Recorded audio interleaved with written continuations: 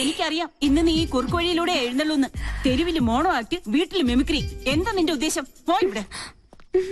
കണ്ടില്ലേ മുത്തച്ഛന്റെ അവസ്ഥ?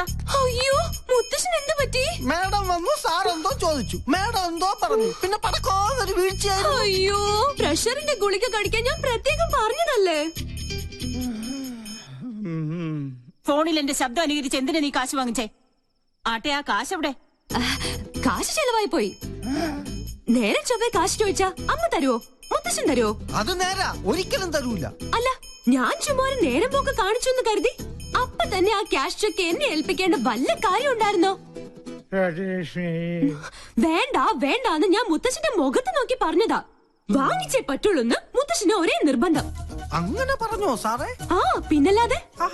ശരിക്കുള്ള കാര്യം കോട്ടയോ?